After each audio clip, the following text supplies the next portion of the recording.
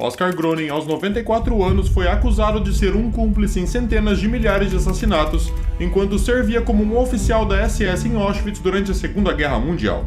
Em 2016, os promotores pediram uma sentença de 3 anos e meio para o ex-guarda de campo de concentração, que admite culpa moral, mas nega ter cometido um crime, pois ele não matou pessoalmente nenhum dos prisioneiros.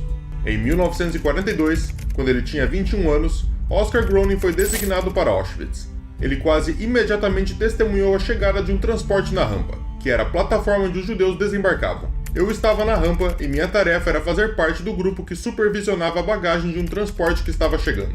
Ele observou enquanto os médicos da SS separavam homens de mulheres e crianças e então selecionavam quem estava apto para trabalhar e quem deveria ser imediatamente gaseado. Pessoas doentes eram colocadas em caminhões da Cruz Vermelha. Eles sempre tentavam criar a impressão de que as pessoas não tinham nada a temer. Ele estima que entre 80% e 90% daqueles no primeiro transporte que ele testemunhou em setembro de 42 foram selecionados para serem assassinados imediatamente. Esse processo de seleção ocorreu de maneira relativamente organizada, mas quando acabou, era como uma feira. Havia um monte de lixo e ao lado desse lixo havia pessoas doentes, incapazes de andar, talvez uma criança que havia perdido a sua mãe, ou talvez alguém que ao revistar o trem tinha se escondido, e essas pessoas foram simplesmente mortas com um tiro na cabeça. E a forma como essas pessoas foram tratadas me trouxe dúvida e indignação. Uma criança foi simplesmente puxada pela perna e jogada em um caminhão. Então, quando ela chorou como uma galinha doente, a jogaram contra a lateral do caminhão. Eu não conseguia entender como um homem da SS podia pegar uma criança e atirar a sua cabeça contra a lateral de um caminhão, ou matá-los atirando neles e depois jogá-los em um caminhão como um saco de trigo. Groening, de acordo com a sua história, estava tão cheio de dúvida e indignação que foi falar com seu supervisor e lhe disse: "É impossível. Não posso mais trabalhar aqui. Se for necessário exterminar os judeus, então pelo menos deveria ser feito dentro de um certo contexto." Seu superior ouviu calmamente as reclamações de Groening, lembrou-lhe do juramento de lealdade da SS que lhe havia prestado e disse que ele deveria esquecer qualquer ideia de deixar Auschwitz. Mas ele também ofereceu esperança. Ele disse a Groening que os excessos que ele viu naquela noite eram uma exceção, e ele concordava que os membros da SS não deveriam participar de eventos sadistas desse tipo. Documentos confirmam que Groening posteriormente pediu transferência para a linha da frente, o que foi recusado, então ele continuou trabalhando em Auschwitz. Ele não reclamou significativamente com seu chefe sobre o princípio de assassinar os judeus, apenas sobre a sua implementação prática. Quando ele via pessoas na sua frente que ele sabia que iam morrer em horas nas câmaras de gás, ele disse que seus sentimentos eram muito ambíguos. Como você se sente quando está na Rússia? Tem uma metralhadora na sua frente e há um batalhão de russos correndo na sua direção e você tem que puxar o gatilho e atirar o máximo possível? Estou dizendo de propósito dessa forma, porque sempre está atrás de você o fato de que os judeus são inimigos que vêm de dentro da Alemanha. A propaganda teve para nós um efeito tão grande que você presumia que exterminá-los era basicamente algo que acontecia em guerra. E até certo ponto, um sentimento de simpatia ou empatia não surgia. Quando questionado sobre o motivo pelo qual as crianças eram assassinadas, Groening respondeu o seguinte: "As crianças não são um inimigo no momento. O inimigo é o sangue delas. O inimigo é elas crescerem e se tornarem um judeu que poderia ser perigoso." Pistas sobre como foi possível que Oskar Groening sentisse que mulheres e crianças indefesas eram inimigos que deveriam enfrentar a exterminação podem ser encontradas na sua vida antes de ser enviado para Auschwitz. Por volta dos 20 anos, sem contar ao seu pai, Oskar foi a um hotel onde a Waffen-SS estava recrutando e se juntou. E quando ele voltou para casa, o seu pai lhe disse: "Eu estava esperando o quê? Como você usava óculos, você não seria aceito." Comprometido com a causa nacionalista, o seu pai estava relutante em ver o filho partir para a guerra. O que Oskar Groening obteve como membro desse corpo de elite foi inicialmente um emprego na administração da SS como escriturário. Ele trabalhou nessa função por um ano até setembro de 1942, um ano após o início da Operação Barbarossa, quando a ordem chegou de que membros saudáveis da SS que trabalhavam em centros de administração salarial seriam transferidos para funções mais desafiadoras, reservando os empregos administrativos para veteranos que retornavam incapacitados da frente de batalha. Oskar disse o seguinte: "Então, sob a suposição de que agora entraríamos em uma unidade de combate, cerca de 22 de nós fomos com nossa bagagem e pegamos um trem para Berlim. Foi muito estranho, porque geralmente uma ordem teria vindo para nós irmos para um campo de concentração de tropas, mas isso não aconteceu." Então Groening e seus camaradas chegaram a Auschwitz. Até agora, a experiência pessoal de Oskar Groening em Auschwitz era de que era um campo de concentração normal para a detenção de prisioneiros políticos ou outros inimigos do Estado. embora um em que as rações para os membros da SS fossem particularmente boas. No entanto, ao começar a sua tarefa de registrar o dinheiro dos prisioneiros, ele soube pela primeira vez sobre a sua função adicional e incomum de Auschwitz. As pessoas trabalhando lá nos alojamentos nos informaram que esse dinheiro não voltava todo para os prisioneiros. Judeus eram levados para o campo e tratados de forma diferente. O dinheiro era tirado deles sem que o recebessem de volta. Groening então perguntou: "Isso tem a ver com o transporte que chegou durante a noite?" E os seus colegas responderam: "Bem, você não sabe? Aqui é assim. Chegam transportes de judeus e na medida em que não são capazes de trabalhar, eles são eliminados." Groening os pressionou sobre o que eliminados realmente significava, e depois de ser informado, ele disse que a sua reação foi de espanto. Foi um choque, algo que você não pode compreender no primeiro momento, mas você não deve esquecer que não foi apenas a partir de 1933, quando Hitler subiu ao poder, mas mesmo antes disso, a propaganda que recebi quando era menino na imprensa, na mídia, na sociedade geral em que vivia, nos fez perceber que os judeus eram a causa da Primeira Guerra Mundial e também tinham apunhalado a Alemanha pelas costas. Groening chegou a Auschwitz justamente quando a máquina de extermínio nazista estava se estabelecendo em um ritmo de destruição implacavelmente eficiente. No verão de 1942, pouco antes da chegada de Groening, Auschwitz estava recebendo transportes de judeus de toda a Europa, incluindo Eslováquia, França, Bélgica e Holanda. Após trabalhar lá por vários meses, ele disse que o seu trabalho havia se tornado rotina. Ele organizava as várias moedas que haviam sido retiradas dos recém-chegados, contava o dinheiro e o enviava para Berlim. Ele ainda participava das seleções, não para participar do processo de tomada de decisão sobre quem deveria viver e quem deveria morrer. Essas decisões eram tomadas por médicos da SS, mas para garantir que os pertences dos judeus fossem retirados e mantidos em segurança até que pudessem ser classificados. Groening criou para si mesmo o que considerava uma vida tolerável em Auschwitz. Em seu escritório, ele estava isolado da brutalidade, e quando estava andando pelo campo, podia desviar os olhos de qualquer coisa que o desagradasse. Em circunstâncias normais, ele não tinha nada a ver com a mecânica grosseira do processo de assassinato. Geralmente, não havia motivo para ele visitar o canto remoto de Birkenau, onde os assassinatos ocorriam. O único lembrete de que diferentes nacionalidades estavam chegando ao campo era a variedade de moedas que cruzavam a mesa dele. Nós não sentíamos empatia ou simpatia por um ou outro grupo judeu de um país específico, a menos que você estivesse interessado em obter um tipo específico de vodka. Os russos tinham um ótimo tipo de vodka. Nós bebíamos muita vodka. Não ficávamos bêbados todos os dias, mas acontecia. O campo principal de Auschwitz era como uma cidade pequena. Tinha seus boatos, tinha uma loja de vegetais onde você podia comprar ossos para fazer caldo, tinha uma cantina, um cinema, um teatro com apresentações regulares. Havia um clube esportivo do qual eu era membro. Havia danças, tudo era diversão e entretenimento. E então, havia outro lado entre aspas positivo da vida em Auschwitz. Os seus camaradas. Tenho que dizer que muitos que trabalhavam lá não eram entediantes, eram inteligentes. Quando ele finalmente deixou o campo em 1944, ele partiu com alguns arrependimentos. Eu havia deixado um círculo de amigos com que me familiarizei, com que me afeiçoei, e isso foi muito difícil. Além do fato de que há muitas pessoas que satisfazem os seus impulsos pessoais. A situação especial em Auschwitz levou a amizades que ainda digo hoje, penso com alegria. Mas uma noite, no final de 1942, a vida confortável de Groening em Auschwitz foi perturbada por um vislumbre repentino do pesadelo da Operação Real de Assassinato.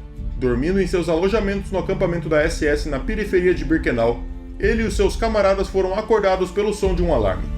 Eles foram informados de que vários judeus que estavam sendo levados para as câmaras de gás haviam escapado e corrido para a floresta próxima. Nos disseram para pegar nossas pistolas e ir para a floresta. Não encontramos ninguém. Então ele e os seus camaradas se espalharam e se dirigiram à área de extermínio do campo. Formamos uma formação estrelar em direção a essa casa da fazenda. Estava iluminada por fora com luz difusa e na frente havia 7 ou 8 corpos. Estes eram os que provavelmente tentaram escapar e foram pegos e baleados. Na frente da porta da casa da fazenda, havia alguns homens da SS que nos disseram: "Acabou, vocês podem ir para casa." Curiosos, Groening e seus camaradas decidiram não ir para casa, mas ao invés disso, ficar nas sombras. Eles observaram enquanto um homem da SS colocava uma máscara de gás e colocava pellets de Zyklon B por uma abertura na parede da casa. Havia um zumbido vindo de dentro de casa que agora se transformou em gritos por um minuto, seguido de silêncio. Então um homem, não sei se era um oficial, ficou de pé e veio até a porta, onde havia um olho mágico. Ele olhou para dentro e verificou se estava tudo bem e se as pessoas estavam mortas. A visão das instalações de gasificação e dos poços de cremação ardente naquela noite de inverno de 1942 momentaneamente despedaçou a vida aconchegante e comum que Oskar Groening havia criado para si mesmo em Auschwitz. Tanto que ele foi novamente ao seu chefe, que era um austríaco e basicamente um cara honesto, e desabafou. Ele então me ouviu e disse o seguinte: meu querido Groening, o que você quer fazer contra isso? Todos nós estamos no mesmo barco. Nos comprometemos a acertar isso. Ou seja, nem mesmo pensar nisso. Com as palavras do seu oficial superior ressoando em seus ouvidos, Groening voltou ao trabalho. Ele havia jurado um juramento de lealdade. Acreditava que os judeus eram inimigos da Alemanha, e sabia que ainda podia manipular a sua vida no campo para evitar encontrar o pior do horror. E assim, ele ficou até 1944, quando seu pedido de transferência para uma unidade da linha de frente foi finalmente concedido, e ele se juntou a uma unidade da SS que estava lutando nas Ardenas. Depois de ser ferido e enviado a um hospital de campanha, ele se juntou novamente à sua unidade antes de finalmente se render aos britânicos em 10 de junho de 1945. Groening então tornou-se um prisioneiro de guerra, enquanto aqueles que sofreram perseguição nazista enfrentavam destinos distintamente mistos após o fim do conflito. Seus perpetradores da SS sabiam com certeza, desde o momento da rendição alemã, que corriam o risco de serem presos e processados, assim como Rudolf Höss, que era o comandante de Auschwitz que construiu as câmaras de gás e os crematórios que tornaram o campo famoso, procurou esconder o seu passado antes de ser capturado pelos britânicos e enforcado em 1947. Groening, uma pequena engrenagem na máquina de Auschwitz, tentou fazer exatamente a mesma coisa. Uma vez que os membros da SS estavam em cativeiro, os britânicos distribuíram questionários a todos eles. Groening escreveu no formulário que havia trabalhado para o escritório de economia e administração da SS em Berlim. Ele fez isso não porque foi subitamente tomado por um sentimento de vergonha sobre o que havia acontecido em Auschwitz, mas porque o vencedor sempre tem razão e sabíamos que as coisas que aconteciam lá nem sempre estavam de acordo com os direitos humanos. Juntamente com os seus camaradas da SS, Groening foi preso em um antigo campo de concentração nazista. Quando finalmente foi libertado e retornou à Alemanha em 1947, ele descobriu que não poderia retomar o seu antigo emprego no banco porque tinha sido membro da SS. Então ele conseguiu um emprego em uma fábrica de vidro e começou a longa escalada na escada da administração. Ele continuou a sua política de tentar não chamar a atenção indevida para seu tempo em Auschwitz, a ponto de insistir que a sua família próxima apagasse suas memórias também. Uma vez, pouco depois do seu retorno à Alemanha, ele estava sentado à mesa de jantar com seu pai e os seus sogros, e eles fizeram um comentário bobo sobre Auschwitz, insinuando que ele era um assassino em potencial ou real. Eu explodi, disse Groening. Eu bati com o punho na mesa e disse o seguinte: essa palavra e essa conexão nunca, jamais devem ser mencionadas novamente na minha presença. Caso contrário, eu vou embora. Eu falei alto, e isso foi respeitado e nunca mais foi mencionado. Assim, a família Groening se estabeleceu e começou a construir um futuro para si na Alemanha pós-guerra, desfrutando dos frutos do milagre econômico alemão. Enquanto Groening forçava a si mesmo e a sua família a esquecer as atrocidades em Auschwitz, parecia por um tempo que o mundo estava fazendo o mesmo. Levaria anos para que o local das atrocidades em Auschwitz fosse adequadamente mantido e cuidado. Na verdade, somente depois da queda do comunismo, as sinalizações no museu finalmente seriam alteradas para refletir de maneira apropriada o sofrimento dos judeus. Enquanto isso, Groening subiu constantemente na estrutura de administração da fábrica de vidro onde agora trabalhava, eventualmente se tornando chefe de pessoal. Finalmente, ele foi nomeado juiz honorário de casos de tribunal industrial. Sem ver qualquer senso de ironia ou inadequação em suas palavras, Groening acredita que a experiência que ganhou na SS e na juventude hitlerista o ajudou a fazer seu trabalho como oficial de pessoal melhor, porque a partir dos 12 anos eu aprendi sobre disciplina. Embora tenha trabalhado em Auschwitz e ajudado no processo de extermínio ao classificar e contar o dinheiro estrangeiro roubado nos transportes chegantes, Groening nunca se considerou culpado de qualquer crime. Nós traçávamos uma linha entre aqueles que estavam diretamente envolvidos na matança e aqueles que não estavam diretamente envolvidos. Além disso, ele sentiu que estava, usando as palavras da infame defesa nazista do pós-guerra, agindo sobre ordens. Isso era, talvez surpreendentemente, uma linha similar à adotada pelos procuradores da Alemanha Ocidental após a guerra, enquanto procuravam determinar quem de Auschwitz deveria enfrentar acusações de crimes de guerra e quem não deveria. Se um membro da SS não ocupava uma posição de liderança sênior ou não estava diretamente envolvido na matança, geralmente ele escapava da acusação. Assim, quando o passado de Oskar Groening foi finalmente descoberto, inevitavelmente porque ele nunca fez qualquer tentativa de mudar o seu nome e de se esconder, os procuradores alemães não o acusaram. Sua experiência, portanto, demonstra como é possível ter sido membro da SS, trabalhado em Auschwitz, testemunhado o processo de extermínio, contribuído para a solução final de maneira concreta ao classificar o dinheiro roubado e ainda não ser considerado culpado pelo Estado alemão pós-guerra. De fato, dos cerca de 6.500 membros da SS que trabalhavam em Auschwitz entre 1940 e 1945 e que acredita terem sobrevivido à guerra, menos de 800 receberam alguma forma de punição. O processo legal mais notório foi o julgamento de Auschwitz, em Frankfurt, entre dezembro de 1963 e agosto de 1965, quando dos 22 réus, 17 foram condenados e apenas 6 receberam a pena máxima de prisão perpétua. Agora, finalizando a história de Groening, em dezembro de 2017, o Tribunal Constitucional Alemão ratificou a condenação da audiência de Nuremberg e rejeitou o recurso apresentado pelo condenado contra sua entrada na prisão, alegando razões de idade e seu precário estado de saúde. O acusado comparecia às sessões de julgamento com a ajuda de um andador. O processo contra Groening durou 4 meses e fez parte da série de julgamentos tardios aberto nos últimos anos contra os crimes do nazismo. O acusado admitiu a sua cumplicidade moral nas mortes de Auschwitz, onde ele se encarregou de confiscar e administrar o dinheiro e os pertences de quem havia chegado como deportado. Ele se disse arrependido e pediu perdão aos sobreviventes e familiares das vítimas, além de lamentar não ter agido com consequência perante crime dos quais, segundo ele disse, estava perfeitamente consciente. Ele acabou morrendo aos 96 anos em 2018. Não tínhamos a menor ideia da existência daquele campo. Nossos superiores não disseram coisa alguma sobre ele. Entramos ao amanhecer de 27 de janeiro. Havia um cheiro tão forte que era impossível aturar por mais de 5 minutos. Meus soldados não conseguiram suportá-lo e me imploraram para que fôssemos embora. Mas tínhamos uma missão a cumprir. Vimos algumas pessoas de pé em roupas listradas. Eles não pareciam humanos. Eram pele e osso. Somente esqueletos. Quando dissemos a eles que o exército soviético os havia libertado, eles nem sequer reagiram. Não conseguiam falar ou mesmo mexer a cabeça. Os prisioneiros não tinham calçados. Seus pés estavam envoltos em trapos. Era janeiro e a neve estava começando a derreter. Até hoje não sei como conseguiram sobreviver. Quando chegamos ao primeiro pavilhão, estava escrito que era para as mulheres. Entramos e vimos uma cena horrível. Mulheres desnudas e mortas jaziam perto da porta. Suas roupas tinham sido removidas pelos sobreviventes. Havia sangue e excrementos pelo chão. Nos alojamentos infantis, havia apenas 2 crianças vivas. E elas começaram a gritar: "Não somos judias, não somos judias." Elas eram judias, mas estavam com medo de serem levadas para as câmaras de gás. Nossos médicos as tiraram dos alojamentos para serem limpas e alimentadas. Abrimos as cozinhas e preparamos refeições leves para os prisioneiros. Algumas das pessoas morreram porque seus estômagos não podiam mais funcionar normalmente. Vi os fornos e as máquinas de matar. As cinzas eram espalhadas pelo vento. Esse foi um relato de Anatoly Shapiro, o primeiro oficial soviético a abrir os portões e entrar no complexo de Auschwitz, no dia da libertação, 27 de janeiro de 1945.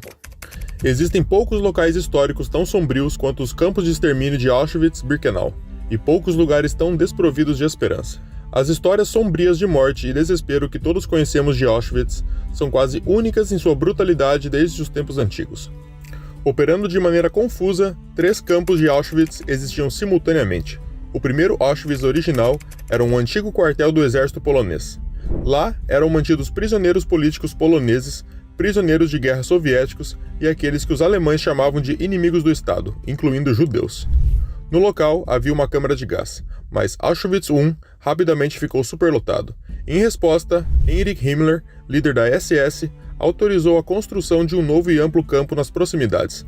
Esse novo campo, conhecido pelos nazistas como Birkenau, consistia em fileiras de barracões de madeira, câmaras de gás e crematórios. Para acessar o vasto complexo, uma linha de trem conduzia a um imponente portão de tijolos vermelhos. Soldados da SS cuidadosamente vigiavam as extensas cercas de perímetro a partir das torres e fazendo patrulhas.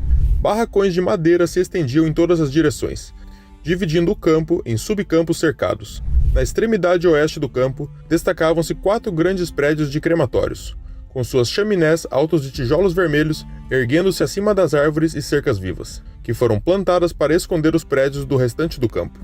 O terceiro campo infame, chamado Auschwitz III, ou Monowitz, era um campo igualmente vasto, cercado por barracões.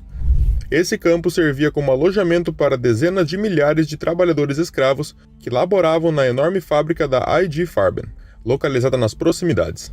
Hoje vamos conhecer uma história muito interessante, que veio de dentro do maior dos campos de concentração nazistas com um final que vai te deixar arrepiado.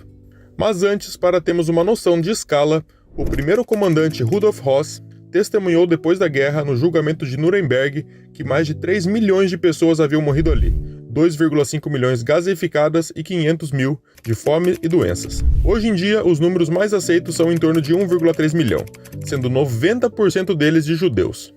Por exemplo, a capacidade do World Trade Center é de 50 mil pessoas. É como se existissem 26 desses edifícios e todos sofressem um atentado com 100% de fatalidades. Outros deportados para Auschwitz e executados foram 150 mil poloneses, 23 mil romenos, 15 mil prisioneiros de guerra soviéticos, cerca de 400 testemunhas de Jeová e dezenas de milhares de pessoas de diversas nacionalidades. Reflete um pouco sobre esses números. A população judaica europeia foi reduzida de 9,7 milhões para 3,6 milhões. A população judaica mundial foi reduzida em 1/3. De cerca de 16,6 milhões em 39 para cerca de 11 milhões em 46. Os créditos dessa história e informações desse vídeo vão para o espetacular historiador britânico da Segunda Guerra Mundial chamado Mark Felton. A perseguição e o extermínio em massa pelos judeus, levadas a cabo e incentivada pelos nazistas, fizeram com que alguns alemães do Terceiro Reich, bem como outros grupos nas áreas europeias ocupadas, reagissem e passassem a oferecer resistência ao regime. As organizações de resistência armada eram um meio mais enérgico de oposição dos judeus às políticas nazistas nas áreas da Europa ocupadas pela Alemanha. A resistência violenta era extremamente rara. Prisioneiros fracos, isolados e desarmados não tinham chance contra a SS. Ainda assim, havia muita resistência dentro dos acampamentos. Todos os dias, os prisioneiros quebravam as regras da SS. Eles escondiam comida, evitavam o trabalho e realizavam reuniões secretas. Uma resistência mais extensa veio de grupos organizados, compostos por prisioneiros de origem nacionais, religiosas ou políticas semelhantes, embora nem todos os presos fossem crentes. Os prisioneiros desses grupos tentavam ajudar uns aos outros para sobreviver. Alguns também foram além, sabotando as ordens da SS e estabelecendo ligações com a resistência antinazista do lado de fora. Em casos excepcionais, eles até salvaram outros da execução. Eles realizaram atos notáveis de desafio em campos de concentração. O mais notável foi a revolta de outubro de 1944, pelo Esquadrão Especial de Auschwitz-Birkenau, os prisioneiros forçados a trabalhar nas câmaras de gás. Dentro de Birkenau, trabalhavam os comandos Sonderkommandos, grupos de prisioneiros organizados em turnos diurnos e noturnos sob estrita supervisão da SS. Sua tarefa era a disposição dos corpos das vítimas nas câmaras de gás. Os homens que trabalhavam nas Sonderkommandos não tinham escolha, eles simplesmente eram selecionados pela SS nos trens de transporte que chegavam regularmente ao campo, trazendo novas vítimas para os nazistas. O processo de seleção era praticamente o mesmo usado nos campos de extermínio da Aktion Reinhardt, em Sobibor e Treblinka II. A SS rotulava os membros do comando Sonder como Hilfinger ou ajudantes, significando judeus para o trabalho. Devido à natureza das suas tarefas e ao que sabiam sobre o programa de extermínio alemão, os comandos Sonder eram mantidos isolados do restante da população do campo. No verão de 1944, os comandos Sonder eram compostos por mais de 600 homens em Birkenau. Suas tarefas macabras envolviam a remoção de dentes de ouro, a raspagem do cabelo dos corpos e a separação de pertences pessoais. Além disso, eles eram responsáveis por queimar os corpos nos fornos crematórios, descartar os ossos e cinzas resultantes. Isso aqui é super importante. Embora a maioria fosse composta por judeus, também havia muitos prisioneiros de guerra soviéticos nesses comandos. A SS tomava cuidado para selecionar homens saudáveis e fortes para essas funções vitais, uma vez que exigiam trabalho manual constante e pesado. Esses homens viviam em barracões separados dos outros trabalhadores escravos de Birkenau. Além disso, eles tinham permissão para vestir roupas civis, ao invés dos uniformes listrados típicos dos campos de concentração. Para complementar a sua dieta, eles podiam aproveitar os alimentos retirados daqueles destinados às câmaras de gás. Relativamente falando, não nos faltava nada. Tínhamos acesso a comida razoável, roupas e acomodações. Jacob Silberberg, um judeu polonês que chegou a Auschwitz no final de 1942, relatou que no seu primeiro dia de trabalho em um comando Sonder, conheceu o Capo Kirschenbaum. Silberberg disse a ele que não conseguiria sobreviver e estava pensando em suicídio. Muitos cometeram suicídio ao perceberem o que teriam que fazer, enquanto outros se adaptaram ao trabalho macabro na esperança de sobreviver e testemunhar. Silberberg contou: Kirschenbaum me disse que ele também sentiu a mesma coisa quando foi enviado para o comando Zonder, mas conseguiu se adaptar. Ele disse que eu também seria capaz de me adaptar. Ele me deu 2 doses fortes de bebida, eu adormeci. E ao acordar no dia seguinte, me senti diferente em relação a isso e não me matei. Saka, que chegou a Auschwitz em abril de 1944 e trabalhava no Crematório 2, na sala onde as chegadas eram obrigadas a se despir.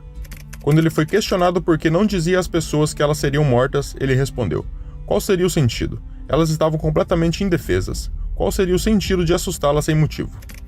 Muitos outros prisioneiros em Auschwitz consideravam os comandos Zonder como colaboradores dos alemães na destruição dos judeus.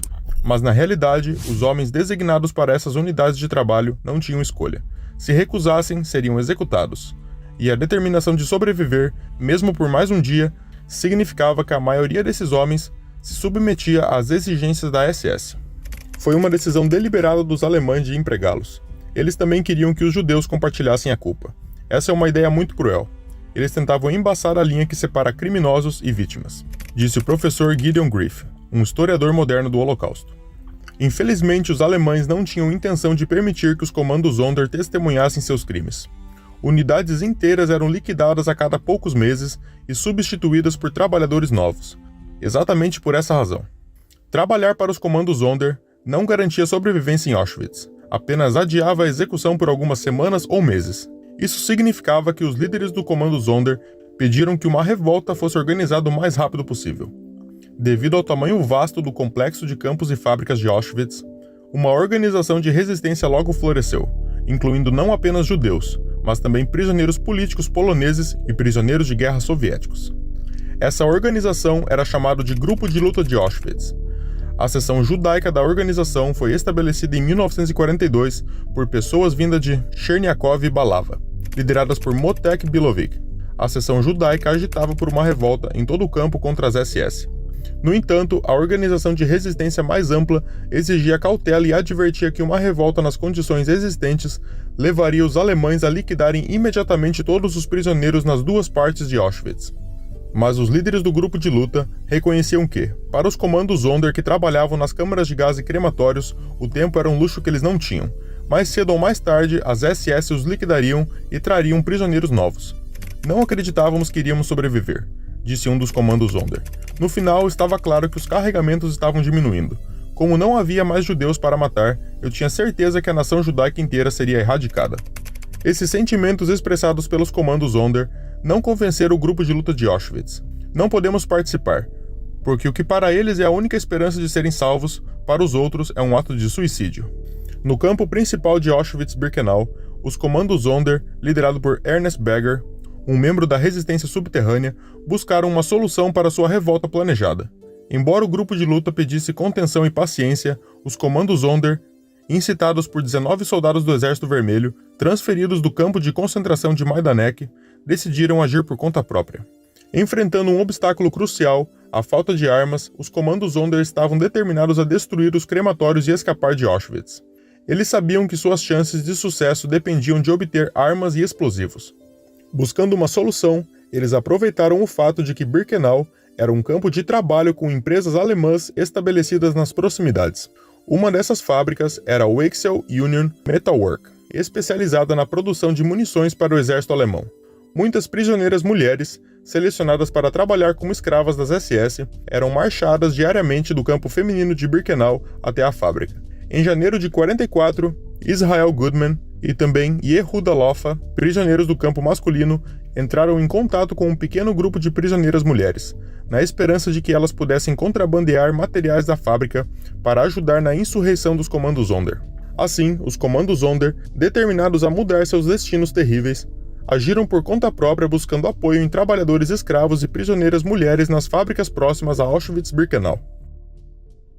No depósito de roupas adjacente aos crematórios 3 em Birkenau, trabalhavam mulheres com as quais os homens entraram em contato. Uma delas era Rosa Robota, uma polonesa, e havia também prisioneiras femininas que trabalhavam na fábrica Metalwork. Além disso, um grupo de meninas, incluindo aquelas que trabalhavam na sala de pólvora, compartilhavam o mesmo alojamento. Rosa Robota, de 23 anos, vinha de uma família de classe média. Ela havia sido ativa em um movimento juvenil socialista sinoísta e depois se envolveu na resistência polonesa. Após o gueto de Cherniakov ser liquidado em 1942, ela foi deportada para Auschwitz. Em Birkenau, ela foi designada para o comando feminino e trabalhava no depósito de roupas, próximo aos crematórios 3. Desde o gueto, ela já conhecia Goodman e Loffa, e tinha plena confiança neles. Um grupo corajoso de mulheres voluntariamente se uniu às operações de contrabando. Na primavera de 1943, Esther Weikblum, de 19 anos, e sua irmã de 14 anos, Hannah, chegaram a Auschwitz. Elas foram designadas para trabalhar na fábrica de munições e lá conheceram Regina Sophia Stein e Ala Gartner. Stein e Gartner forneciam pequenas quantidades de pólvora para a Robota, que as escondia em suas roupas. Em seguida, Robota entregava o pó para Goodman e Loffa, responsáveis por levá-lo aos crematórios, onde era transformado em granadas primitivas pelos comandos. Durante 8 meses, Weikblum e sua irmã conduziram uma operação de contrabando, unindo-se a Stein e Gartner. Incrivelmente, os alemães nunca descobriram suas atividades ilícitas, embora a morte instantânea fosse o risco iminente para as mulheres envolvidas. Robota, uma fervorosa resistente contra os alemães, compartilhava intensamente seus sentimentos com todas as outras mulheres corajosas que enfrentavam perigos ao seu lado. Assim como Robota, Gartner também vinha de uma origem de classe média confortável. Nascida em Berging, Polônia, em 1912, ela foi enviada para o campo de trabalho de Geppersdorf, em 1940. Esse campo fazia parte de uma rede organizada pelo SS Oberführerschmelz e abrigava aproximadamente 50 mil judeus, incluindo o notório campo original de Oskar Schindler. Gartner, devido à sua fluência em alemão, ocupava um posto no escritório de Geppersdorf. Embora as condições fossem difíceis sob o domínio de Schmelz, não eram tão desumanas quanto nos campos de concentração convencionais. Após concluir seu período de serviço, Gartner recebeu permissão para retornar para casa em 1941, onde se casou. Infelizmente, em agosto de 1943, ela foi deportada para Auschwitz. Nos primeiros dias em Auschwitz, Gartner trabalhou nos depósitos, organizando os pertences das vítimas assassinadas.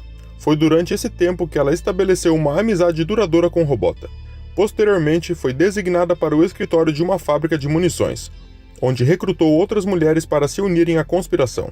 Sua tarefa consistia em passar pólvora roubada para Robota, em apoio aos esforços dos comandos judeus da Sonder. A busca por armas para uma possível revolta continuava. A pólvora era habilmente convertida em granadas primitivas, usando latas de sardinha vazias como estojos e armas brancas como facas e machados, que também eram secretamente fabricadas.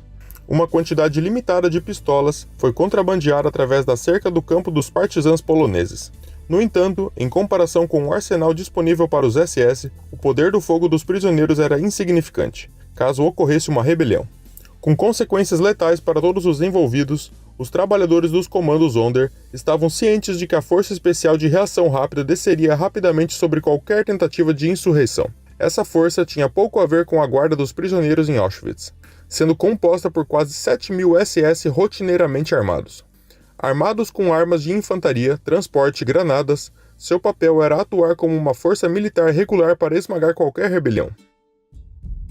No início de agosto de 1944, os comandos da Sonder em Auschwitz se encontravam em uma situação delicada.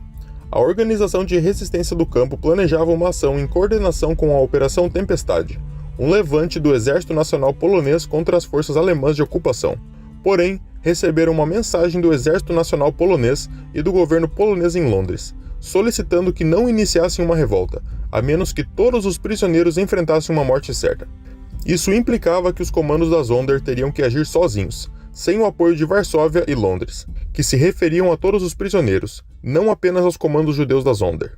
Os SS, por sua vez, começaram a suspeitar de atividades suspeitas entre os comandos da Sonder. Um casal de Orba, Jacob Kaminski, e sua esposa haviam contrabandeado granadas caseiras para as instalações, mas foram descobertos e executados pelos SS. Após a execução de Kaminski, o comando Sonder foi convocado para uma reunião, na qual foram informados sobre a execução do casal Orba e que os detalhes da organização secreta haviam sido descobertos pelas autoridades alemãs. Muhl, o líder do comando, alertou que qualquer envolvimento seria severamente punido. Um novo casal Orba foi nomeado, dessa vez um criminoso alemão não judeu, trazido pelo campo de extermínio de Majdanek, conhecido por abusar dos prisioneiros. Com o avanço do Exército Vermelho em direção a Cracóvia e a diminuição das transferências de judeus da Hungria, os SS decidiram que os comandos da Sonder em Auschwitz estavam ficando grandes demais e difíceis de controlar com segurança. Para reduzir o seu tamanho, uma ordem repentina foi dada para que um grupo de trabalho desocupasse o salão da estação de desinfecção em Auschwitz. O prédio foi selado e 300 comandos da Sonder foram enviados para lá, onde foram mortos em 29 de setembro. Essa ação da SS deixou claro para o comando Sonder que eles precisavam agir rapidamente se quisessem evitar o mesmo destino. Embora desejassem adiar qualquer ação que os soviéticos estivessem mais próximos do campo, sabiam que qualquer atraso podia ser fatal. Na manhã de 17 de outubro de 1944, a resistência enviou uma mensagem urgente aos líderes da Sonder, informando que haviam ouvido falar dos planos dos alemães de eliminar mais trabalhadores dos crematórios. Pouco depois, o comandante sênior da Sonder, no crematório 4, recebeu a ordem da SS de preparar listas para a evacuação de 300 homens. Ao meio-dia, um pequeno grupo de guardas SS chegaram ao pátio em frente ao crematório 4. Todos os prisioneiros foram instruídos a formar filas, exceto 14 deles que já haviam sido enviados para outras tarefas. O oficial Bush estava encarregado e carregava uma prancheta com a lista dos prisioneiros que seriam transferidos para outro comando. Começando pelo número mais alto, ele leu os nomes em voz alta. Alguns prisioneiros cujos números estavam na lista sussurraram aos líderes do comando Sonder que resistiriam à transferência. Houve debates acalorados sobre ação imediata versus espera, mas um prisioneiro decidiu tomar a iniciativa por conta própria. Assim que Bush terminou de ler, os prisioneiros selecionados receberam ordens para se posicionar do lado oposto do pátio, enquanto os demais foram liberados e voltaram ao trabalho no crematório 4.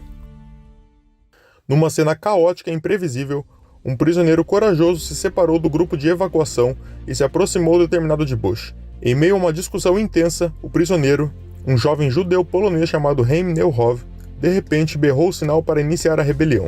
Ele tirou um pequeno martelo do bolso e em questão de segundos acertou Bush com ele. Os outros 300 prisioneiros avançaram sobre os SS, atordoando eles e utilizando martelos, machados improvisados e até pedras para repelir os SS aterrorizados pelo pátio. Porém, o som do alarme ecoou por todo o campo, anunciando a chegada rápida do destacamento de segurança da SS, que saiu de seus alojamentos em veículos e se dirigiu para a área problemática. A revolta em Auschwitz havia começado no crematório 4, onde os prisioneiros não selecionados para a morte se insurgiram contra o punhado de SS que os supervisionava.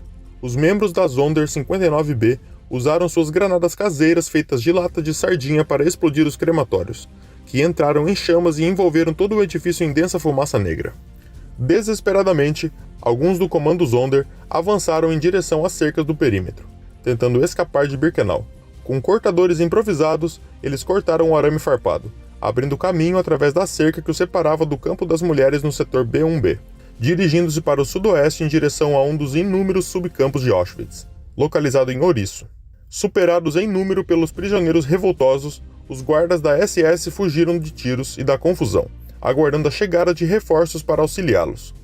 Enquanto isso, o Sonder 58B no crematório 3 permaneceu em silêncio, sem se revoltar, assim como o 60B no crematório 5. Minutos depois, grandes contingentes de SS fortemente armados chegaram para garantir a segurança desses dois complexos.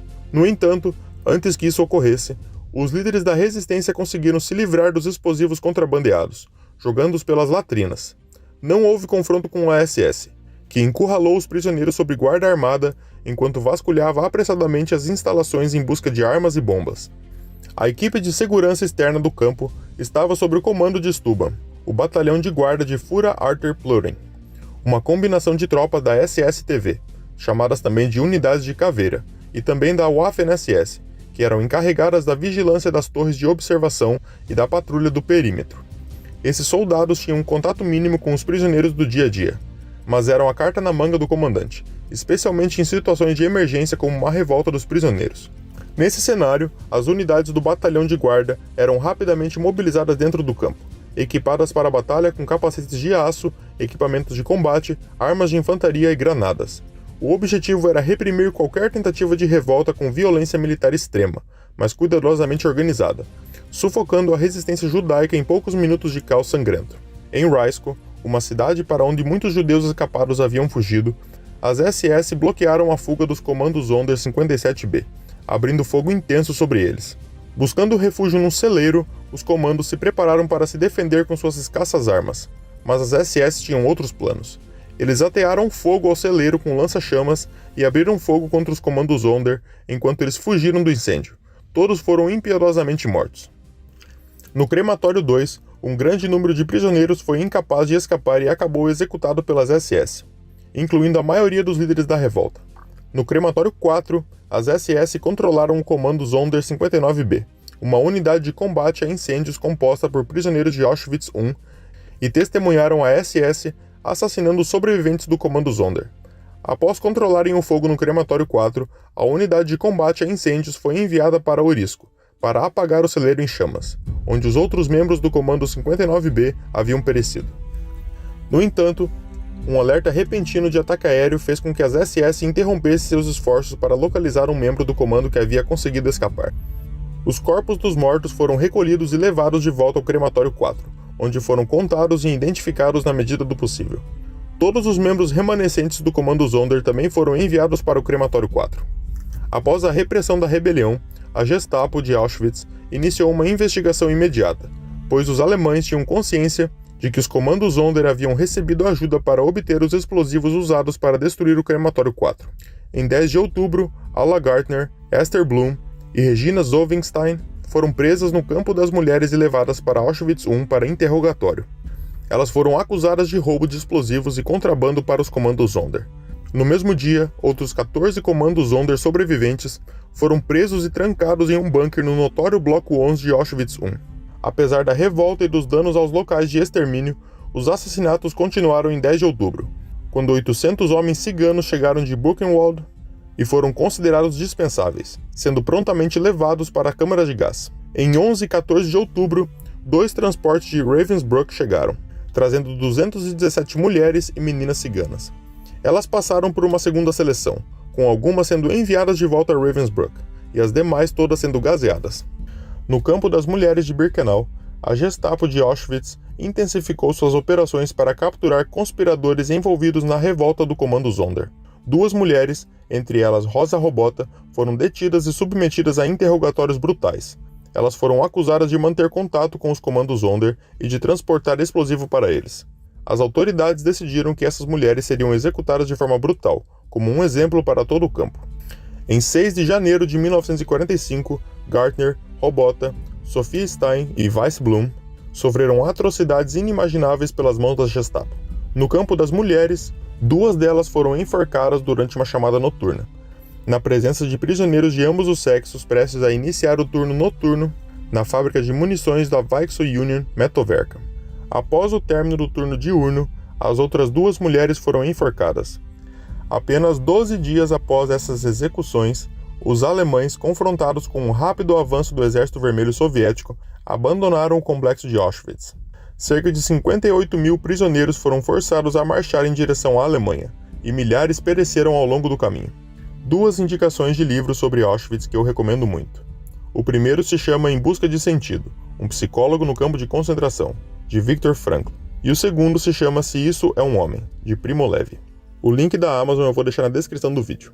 Quando o Exército Vermelho finalmente libertou Auschwitz, em 27 de janeiro de 1945, eles encontraram apenas 7.500 prisioneiros doentes, incluindo por volta de 500 crianças, junto com centenas de milhares de roupas e várias toneladas de cabelo humano.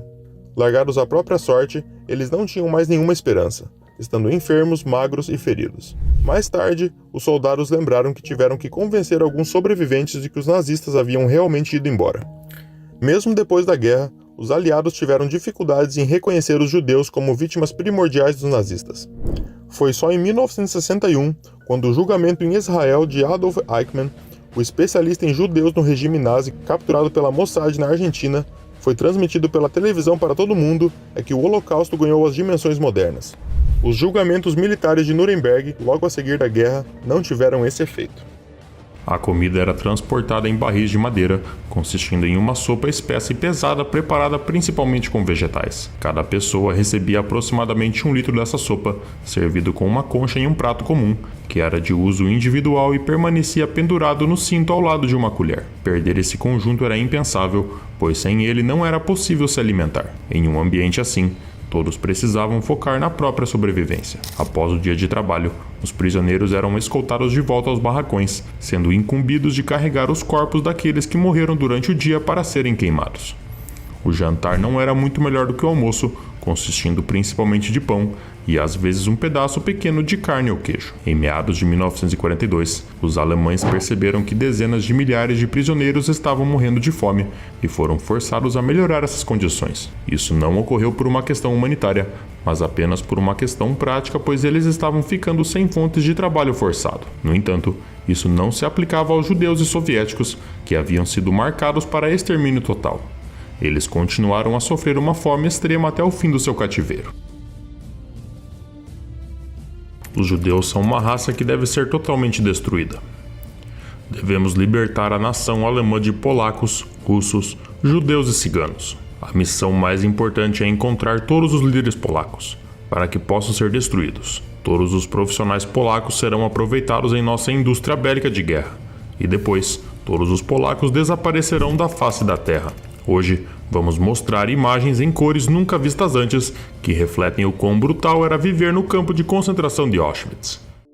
Após o ataque à Polônia em 1º de setembro de 1939 e também a sua ocupação pelo exército alemão, seguido em 17 de setembro pela ocupação soviética, ocorreu a divisão do território polonês. Na parte central da Polônia, foi criado o chamado Governo Geral, totalmente controlado pela Alemanha e administrado pelo aparato de administração e policiamento nazista. A parte oriental do país, de acordo com o Tratado Alemão-Soviético de 1939, foi unida à União Soviética. Após o início da guerra entre a Alemanha e a União Soviética em junho de 1941, essa parte também ficou sob ocupação alemã. Em abril de 1940, o exército alemão atacou a Dinamarca e a Noruega, e em maio invadiu a Bélgica, Holanda, Luxemburgo e a França.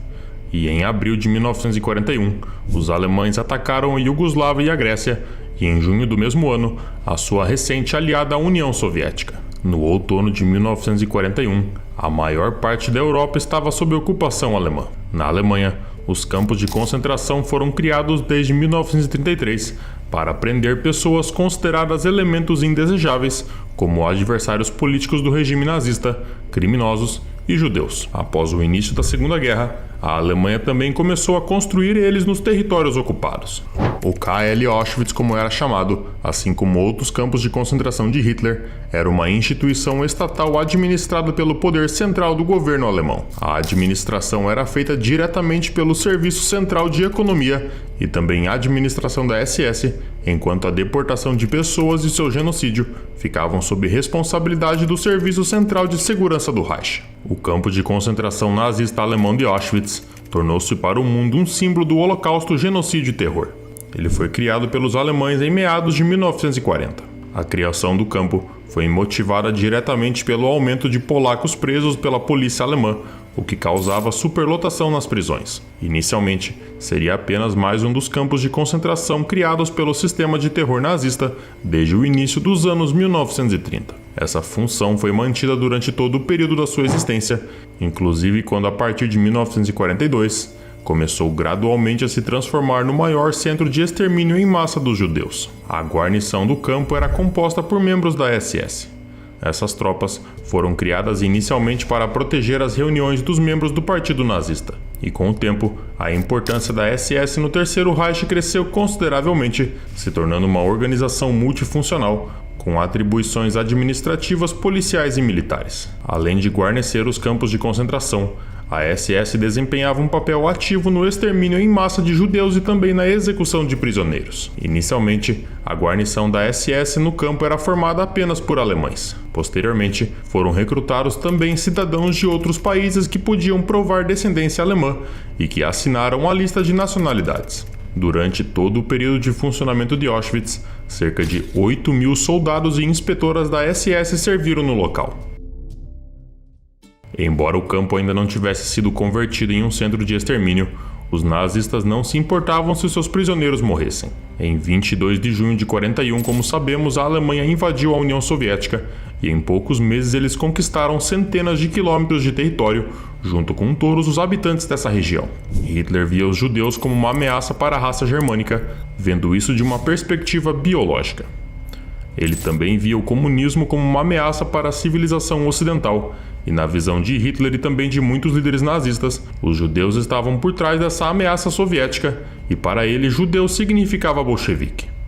Então, se ele pudesse destruir a União Soviética, estaria matando 2 coelhos em uma cajada só. Devido à invasão, os nazistas novamente tinham milhares de prisioneiros para aprisionar, e muitos deles foram enviados para Auschwitz. A população, que era de inicialmente 700 prisioneiros, cresceu para aproximadamente 11 mil em apenas um ano. Não eram apenas poloneses agora, mas também judeus, escravos, ciganos, comunistas e muitos outros, considerados pelos nazistas como inferiores e sub-humanos. Em outubro de 1941, começou a construção de Auschwitz II, também conhecido como Auschwitz-Birkenau. Os alemães pretendiam que essa nova instalação fosse capaz de abrigar mais de 30 mil pessoas. Novamente, prisioneiros foram usados para a construção. Grande parte do trabalho foi feito durante o rigoroso inverno polonês. Enquanto estes eram construídos, os prisioneiros eram forçados a dormir nos barracões enquanto eles eram construídos, e como o telhado era a última coisa a ser colocada, não havia proteção contra o clima implacável. Enfraquecidos por meses de condições terríveis, muitos não sobreviveram ao frio, à exaustão, à fome e à surra dos alemães que mataram vários. A máquina de assassinato alemã começava a engatar as suas engrenagens, e além dos barracões foram construídas 4 câmaras de gás que seriam usadas para um propósito sombrio. Nos anos de 1940 e 41, os moradores expulsaram os moradores de um bairro dessa cidade, onde o campo foi fundado, e também de 8 aldeias vizinhas. Todos os judeus, que antes da guerra representavam cerca de 60% da população dela, foram levados a guetos, enquanto muitos polacos foram enviados ao Reich para trabalho forçado. Na cidade e região, foram destruídas 1.200 casas. No terreno em frente ao campo, os alemães organizaram estruturas de suporte técnico, como oficinas, armazéns, escritórios e alojamentos para a guarnição. Algumas casas dos moradores expulsos foram entregues a oficiais e suboficiais da SS, que frequentemente levavam suas famílias. Outras residências foram destinadas a colonos, funcionários e policiais alemães. Fábricas existentes no local antes da guerra foram reformadas ou destruídas e substituídas por novas, que foram voltadas à produção da máquina de guerra do Terceiro Reich. Para trabalhar nessas fábricas, especialmente na gigantesca fábrica química Eide Farben, os alemães trouxeram 11 mil trabalhadores forçados, incluindo polacos, russos e franceses. A localização do campo praticamente no centro da Europa ocupada pelos alemães, aliada às boas conexões de comunicação, levou as autoridades a expandirem o campo em grande escala e a deportarem para lá pessoas de quase todo o continente. No auge do seu funcionamento, o campo de Auschwitz era composto por 3 partes principais. Auschwitz I foi criado em meados de 1940 e ocupava terrenos e edifícios do antigo quartel polonês, e foi ampliado sistematicamente para atender às necessidades do campo, e a sua capacidade variava entre 12 mil e 20 mil prisioneiros. A segunda parte era conhecida como Birkenau. Basicamente, a população polaca dessa área foi expulsa e as suas casas foram desmontadas. Birkenau se tornou o maior centro de extermínio em massa da Europa ocupada, com câmeras de gás nas quais a maior parte dos judeus deportados foi assassinada. Em 1944, ela abrigava mais de 90 mil prisioneiros. E por último temos Auschwitz III, ou também como era conhecido Monowitz. Ele foi criado em 1942, ao lado das fábricas de gasolina e borracha sintética da Eide Farben. No total, ele tinha mais de 11 mil prisioneiros em 1944. Ao contrário de Auschwitz I, Birkenau foi projetado principalmente como um centro de extermínio e logo estaria operacional. No início de 1942, Adolf Hitler e o restante dos líderes nazistas começaram a discutir a melhor forma de consolidar o seu macabro plano. Agora chegou a hora de empregar a chamada solução final, com a qual eles buscavam aniquilar a população judaica alojada nos campos de concentração. E para isso, eles começariam a usar as câmaras de gás construídas. Devido ao seu grande tamanho e ao número de prisioneiros ali mantidos, Auschwitz se tornaria um dos centros de extermínio mais mortais de todo o Terceiro Reich. Assim que desciam dos trens, os prisioneiros eram separados em 2 grandes grupos pelos guardas da SS. Os que pareciam mais saudáveis eram raspados, tatuados com um número de identificação e enviados para os barracões. Os mais fracos, incluindo os idosos, Mulheres grávidas e crianças eram quase sem exceção enviados para as câmaras de gás. A fumaça subindo das chaminés era um lembrete constante para os outros prisioneiros do destino que os aguardava se o seu desempenho começasse a falhar. Os barracões onde dormiam foram projetados para 700 prisioneiros cada, mas com um fluxo constante de novos cativos, eles acabaram sendo lotados com quase o dobro da capacidade. Alguns edifícios não tinham sequer camas, apenas colchões de palha onde pulgas e outras pestes proliferavam. Às vezes nem isso havia, e a única opção era dormir no chão duro e frio. O fogão a carvão não era suficiente para aquecer o local. Muitos morreram devido a essas condições brutais. Os prisioneiros eram acordados cedo pelos guardas, antes mesmo de o sol nascer. Já às 5 horas da manhã eles tinham que estar de pé para o café da manhã. Esse consistia em uma infusão de ervas ou água fervida com grãos, substituindo o café. Não se sabia sua origem, mas ele era tão amargo que muitos não conseguiam engolir ou se recusavam a beber mesmo sendo uma das poucas refeições oferecidas. Se eles tivessem sorte, eles poderiam receber um pedaço de pão.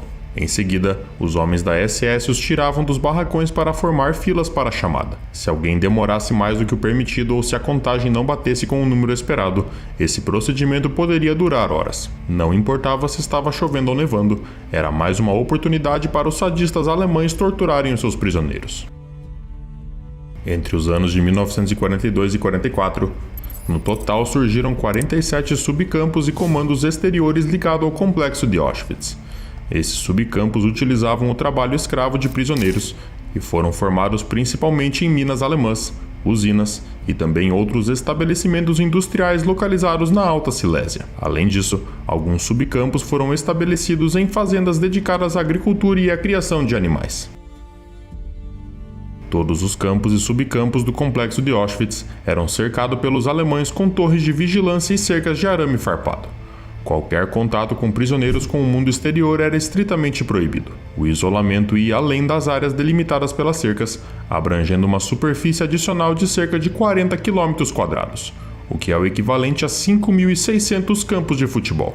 Essa superfície adicional era chamada de zona de interesse e cercava os campos principais de Auschwitz I e também Auschwitz II.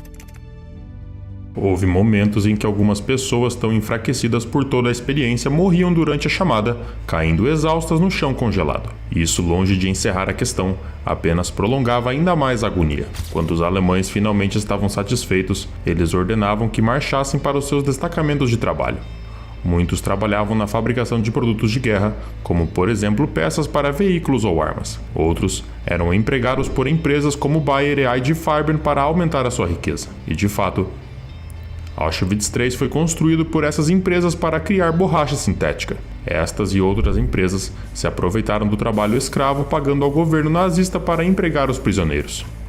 Muitos também foram usados para expandir o campo de concentração, que estava sempre precisando abrigar mais cativos, ou para trabalhar nas minas de carvão fora do campo.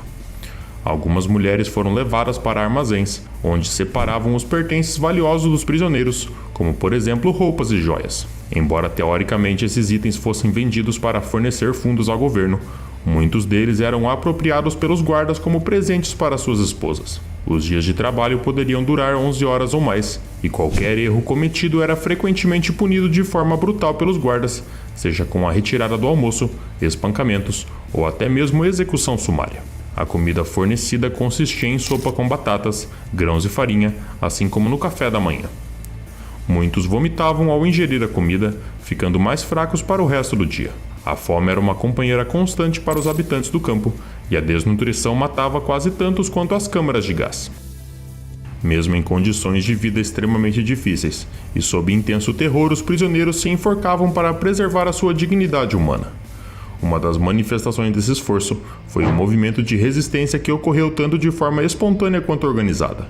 A principal luta dos prisioneiros se concentrava em salvar companheiros da morte. A resistência tomava diferentes formas, incluindo atividades militares, políticas, culturais e religiosas. As primeiras organizações de resistência surgiram na segunda metade de 1940, fundada principalmente por prisioneiros políticos poloneses, que representavam o maior grupo de prisioneiros do campo. Entre 1942 e 43, surgiram organizações de resistência formadas por prisioneiros de também outras nacionalidades. Em 7 de outubro de 1944, um grupo de prisioneiros do Sonderkommando organizou um levante armado, matando soldados da SS e destruindo um dos crematórios. Além disso, uma parte importante da resistência era informar o mundo sobre os crimes cometidos pelos nazistas em Auschwitz. Isso foi possível graças ao contato com o movimento de resistência que atuava nos arredores do campo, funcionando como um intermédio na transmissão de informações. Aqui no canal, inclusive, tem um vídeo completo explicando com calma como que aconteceu essa revolta. O link está na descrição. Desde a fundação do campo, os poloneses que viviam nos arredores arriscaram as suas vidas para ajudar os prisioneiros, fornecendo alimentos, remédios e também organizando fugas. No final de 1942, a solução final estava em pleno funcionamento. Muitos prisioneiros de outros campos foram enviados para Birkenau para serem mortos ali, já que havia várias câmaras de gás construídas para esse propósito. Quando chegavam, para evitar o pânico, eles eram informados que as salas para onde eles eram enviados eram para desinfecção, mas quando as portas eram fechadas, os alemães ativavam o gás, que era um pesticida chamado de Zyklon B. Imediatamente, as pessoas começavam a bater nas paredes e implorar por misericórdia, mas tudo era em vão. Minutos depois, o grito parava e certos prisioneiros selecionados entravam para remover os corpos. Durante o primeiro período de funcionamento, as autoridades nazistas enviavam principalmente prisioneiros políticos poloneses, considerados perigosos pela sua atuação como líderes sociais e religiosos, membros da elite intelectual, cultural e científica, e também participantes do movimento de resistência e oficiais. O primeiro transporte de prisioneiros chegou ao campo em 14 de junho de 1940, com 728 prisioneiros políticos poloneses transferidos na prisão de Tarnow. Esse dia é oficialmente considerado o início das operações do campo. Ao longo da sua existência, o campo recebeu poloneses detidos em operações de repressão, como por exemplo na colonização alemã da região e na repressão no Levante de Varsóvia em 1944. Com o tempo, os nazistas começaram a enviar prisioneiros de outros países ocupados, ciganos, prisioneiros de guerra soviéticos e, a partir de 1942, judeus destinados ao extermínio em massa. Esses últimos eram submetidos a seleções realizadas por médicos da SS, sendo considerados aptos para o trabalho ou utilizados em experimentos médicos. Em 1944, estima-se que cerca de 20.000 pessoas eram mortas por dia. Os crematórios muitas vezes não conseguiam lidar com o número de corpos e eles se acumulavam apodrecendo ou congelando dependendo da época do ano. As execuções, no entanto, não ocorriam apenas nas câmaras de gás. Os guardas recebiam permissão explícita para soltar a sua fúria sobre os prisioneiros. Qualquer infração mínima era severamente punida, e essas torturas muitas vezes terminavam na morte da vítima. Os prisioneiros mal reagiam quando um companheiro de prisão era baleado na cabeça, pois os alemães os acostumaram a tais crimes dentro do campo. O Bloco 11 em específico foi designado exclusivamente para punições. De acordo com relatos, colocar as mãos nos bolsos ou ousar pedir uma segunda ração de comida eram as razões mais comuns para as pessoas serem enviadas para lá. Dentro desse bloco, os homens da SS chicoteavam os infratores com chicotes ou os penduravam em ganchos de metal até que ficassem fora do chão. Eles até seguravam as suas cabeças dentro das chaminés, indiferentes aos seus gritos de dor. Se o prisioneiro estivesse fraco demais após a tortura, ele era enviado para câmaras de gás sem pensar duas vezes. O Bloco 10 era outra seção de Auschwitz projetada para usos sadísticos. Foi ali que médicos alemães realizavam experimentos em prisioneiros que eram usados como cobaias, além de eliminarem os considerados inferiores. Ao mesmo tempo, eles buscavam proibir esses prisioneiros de se reproduzirem. Testes eram feitos para encontrar um esterilizador eficaz. Muitas mulheres foram expostas a altas doses de radiação para testar o seu efeito. Muitas outras foram injetadas com substâncias químicas perigosas que tornavam as suas feridas incapazes de gerar filhos. Várias morreram nesses testes ou foram tão danificadas que não eram mais úteis para os nazistas e eram enviados diretamente para as câmaras de gás. Fora da esterilização, outros experimentos também foram realizados no Bloco 10. Joseph Mengele, também chamado de o Anjo da Morte, conduzia os seus testes sombrios, pelas quais ele se tornou infame. Qualquer prisioneiro com anomalias, como nanismo ou doenças hereditárias, era enviado para um barracão reservado para ele, assim como os irmãos gêmeos. O cientista nazista era obcecado por essas condições e realizou muitos testes nesses prisioneiros. Quando ele obtinha a informação de que ele procurava, ele os matava e depois os dissecava. Dezenas de milhares entraram no seu laboratório, mas apenas alguns sobreviveram.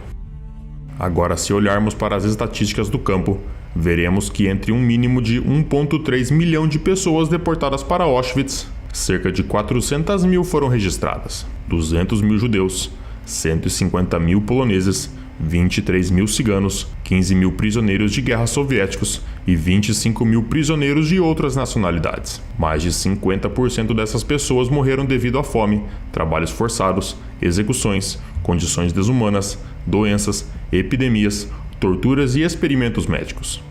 Cerca de 200 mil prisioneiros foram transferidos para outros campos de concentração, onde muitos também perderam as suas vidas. Na libertação de Auschwitz, havia cerca de 7 mil prisioneiros no local. A partir de 1942, Auschwitz se tornou um campo de extermínio em massa de judeus europeus. Após as seleções, a maioria dos recém-chegados era assassinada em câmaras de gás, incluindo doentes, idosos, mulheres grávidas e crianças. E esses indivíduos não eram registrados no sistema do campo. No geral, os judeus deportados para Auschwitz vieram de diversos países. Aqui temos um gráfico para ajudar a visualizar. Como podemos ver, a Hungria tem a maior porção com 438 mil. Logo atrás, a Polônia com ainda massivos 300 mil pessoas. E logo depois a França, a Holanda e a Grécia. E assim como outros países, temos que o total de judeus totalizaram 1,1 milhão de pessoas. A Câmara de Auschwitz continuou a operar até outubro de 1944, matando dezenas de vítimas de pessoas todos os dias. Mas os nazistas sabiam que não tinham muito tempo. O Exército Vermelho Soviético estava rapidamente se aproximando da Polônia, tendo colocado os alemães em fuga no ano anterior. Guardas da SS, antecipando que Hitler perderia a guerra, não queriam que restassem qualquer evidência do que havia acontecido no campo de concentração. As câmaras e os crematórios foram demolidos, assim como muitos dos barracões e os escritórios dos oficiais de alta patente. Todos os registros de chegadas, execuções e torturas também foram destruídos. Mas centenas de milhares de prisioneiros ainda estavam vivos. Alguns alemães queriam matar eles, mas outros ainda os viam como mão de obra ou até como reféns para negociar com os soviéticos ou os aliados. Foi assim que se decidiu transferir os cativos para o interior do Reich, colocando eles em outros campos de concentração. Qualquer um que não conseguisse acompanhar o ritmo ou não conseguisse seguir, foi baleado e o corpo era jogado ao lado da estrada. Os nazistas não tinham veículos para mover tantas pessoas, então o transporte foi feito a pé. Essas marchas da morte, como foram conhecidas, ocorreram no inverno, com temperaturas abaixo de zero. Dezenas de milhares de prisioneiros enfraquecidos, que não haviam se alimentado bem por anos e não tinham roupas adequadas, morreram no caminho devido ao frio implacável. Aqueles que caíam muito atrás eram executados por eles. Acredita-se que dos aproximadamente 60 mil que estavam lá no início da marcha, cerca de 15 mil sucumbiram ao clima ou ao fogo das armas. Em 27 de janeiro de 1945, soldados soviéticos libertaram cerca de 7 mil prisioneiros que ainda estavam no campo. Além de judeus, poloneses, ciganos e soviéticos, milhares de prisioneiros de outras nacionalidades como tchecos, bielorrussos, franceses, alemães, russos e ucranianos foram enviados para Auschwitz, representando quase todos os países da Europa. Rudolf Höss foi um oficial da SS alemã durante a era nazista, que após a derrota da Alemanha, foi condenado por crimes de guerra. Ele foi o comandante que mais tempo serviu no campo de concentração e extermínio de Auschwitz. Ele testou e implementou meios para acelerar a ordem de Hitler de exterminar sistematicamente a população judaica da Europa ocupada pelos nazistas, conhecida como Solução Final. Por iniciativa de um dos seus subordinados, ele introduziu o pesticida Zyklon B, que foi utilizado nas câmaras de gás, onde mais de 1 milhão de pessoas foram mortas. Ele foi enforcado em 1947 após um julgamento perante o Tribunal Nacional Supremo da Polônia. Durante o seu aprisionamento, a pedido das autoridades polonesas, ele escreveu as suas memórias intitulada Comandantes de Auschwitz, a autobiografia de Rudolf Höss. Hoje você vai entender os detalhes da execução de um dos homens mais cruéis do século XX. Mas antes, não esqueça de deixar o seu like aqui embaixo. Isso ajuda muito a sempre continuarmos a trazer mais temas interessantes para vocês. Vamos lá! Em 1º de abril de 1934, Ross ingressou na SS, em resposta efetiva ao chamado de Himmler, e no mesmo ano, ele mudou-se para as unidades conhecidas como Caveiras da Morte. Ele foi designado para o campo de concentração de Dachau em dezembro de 34, onde ocupou o cargo de líder do bloco. O seu mentor em Dachau foi então o SS General Brigadeiro Theodor Ickel, o reorganizador dos sistemas de campos de concentração nazistas. Em 1938, ele foi promovido a capitão da SS e tornou-se ajudante de Hermann Baranovsky no campo de concentração de Sachsenhausen. Lá, ele liderou o pelotão de fuzilamento que, por ordem de Himmler, em 15 de setembro de 39, matou um testemunho de Jeová que foi o primeiro objetor de consciência a ser executado após o início da guerra. Ele se juntou ao Waffen-SS em 39, após a invasão da Polônia, e também se destacou nessa capacidade e foi recomendado por seus superiores para mais responsabilidades e promoções. No final do seu período de serviço lá, ele atuou como administrador dos pertences dos prisioneiros. Em 18 de janeiro de 40,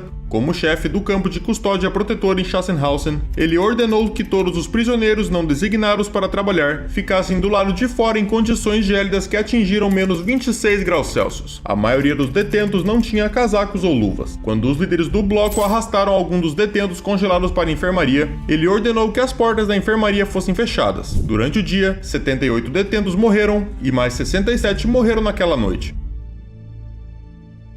Ross foi enviado para avaliar a viabilidade de estabelecer um campo de concentração no oeste da Polônia, um território que a Alemanha havia incorporado à província da Alta Silésia. Seu relatório favorável levou à criação de Auschwitz e sua nomeação como comandante do campo. Esse campo foi construído em torno das antigas instalações do exército austro-húngaro. Ele comandou o campo por 3 anos e meio, durante os quais expandiu a instalação original em um complexo enorme conhecido como Campo de Concentração de Auschwitz-Birkenau. Ross havia recebido a ordem de criar um campo de transição para 10.000 prisioneiros dos complexos existentes de edifícios bem preservados. E ele foi a Auschwitz determinado a fazer as coisas de maneira diferente e desenvolver um campo mais eficiente do que os de Dachau e Sachsenhausen, onde havia servido anteriormente. Durante todo esse processo, ele morava em Auschwitz em uma vila com sua esposa e 5 filhos. Os primeiros prisioneiros em Auschwitz eram prisioneiros de guerra soviéticos e prisioneiros poloneses, incluindo camponeses e intelectuais. Cerca de 700 chegaram em junho de 40 e foram informados de que não sobreviveriam mais de 3 meses. No auge, Auschwitz consistia em 3 instalações separadas: Auschwitz I, Auschwitz II, que também era conhecido como Auschwitz-Birkenau, e Auschwitz III, também chamado de Monowitz. Isso incluía muitos subcampos satélites e todo o campo foi construído em cerca de 8.000 hectares que haviam sido desocupados. Isso equivale a aproximadamente 11.400 campos de futebol. Auschwitz I era o centro administrativo do complexo, Auschwitz II era o campo de extermínio onde a maioria dos assassinatos foi cometida, e Auschwitz III era o campo de trabalho escravo para a ID Farben e mais tarde para outras indústrias alemãs. O principal propósito de Monowitz era a produção de Buna, que era uma forma de borracha sintética. Em Auschwitz I, o campo original, o bloco 11 e o pátio entre os blocos 10 e 11 eram os mais infames. Altos muros de pedra e um portão de madeira maciço protegiam a brutalidade nazista de observadores.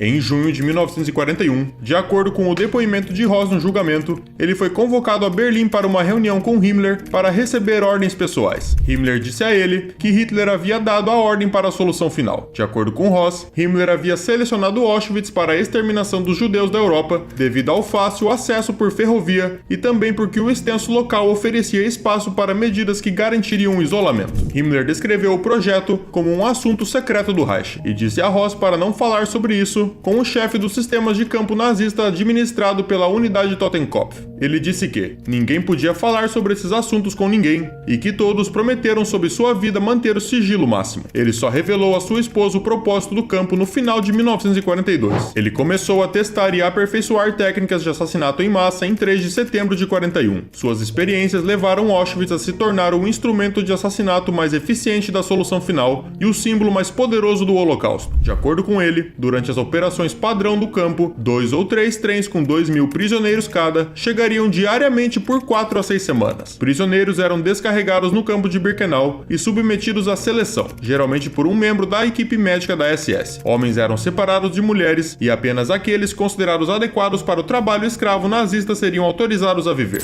Inicialmente, pequenas câmaras de gás estavam localizadas profundamente na floresta para evitar detecção, e mais tarde foram construídas 4 grandes câmaras de gás e crematórios em Birkenau, para tornar o processo de assassinato mais eficiente e lidar com com o grande número de vítimas. Ross experimentou vários métodos de gaseamento. De acordo com o depoimento de Eichmann, que aconteceu em 1961, Ross disse a ele que usou filtros de algodão embebidos em ácido sulfúrico para os primeiros assassinatos. Ele introduziu posteriormente o cianeto de hidrogênio, produzido a partir do pesticida Zyklon B, depois que o seu vice Karl Fritz o testou em um grupo de prisioneiros russos em 1941. Com o Zyklon B, ele disse que demorava de 3 a 15 minutos para que as vítimas morressem e que sabíamos quando as pessoas estavam mortas porque paravam de gritar. Em uma entrevista em Nuremberg após a guerra, Ross comentou que após observar os prisioneiros morrerem de Zyklon B, abre aspas, esse gaseamento me tranquilizou, pois a grande exterminação dos judeus começaria em breve. Em 1942, Ross teve relações sexuais com uma prisioneira política de Auschwitz chamada Eleonore Heutz. A mulher engravidou e foi presa em uma cela de pé. Libertada da prisão, ela fez um aborto em um hospital do campo em 1943 e, de acordo com seu testemunho posterior, escapou por pouco de ser selecionada para ser morta. Esses eventos podem ter levado ao afastamento de Ross ao comando de Auschwitz em 43.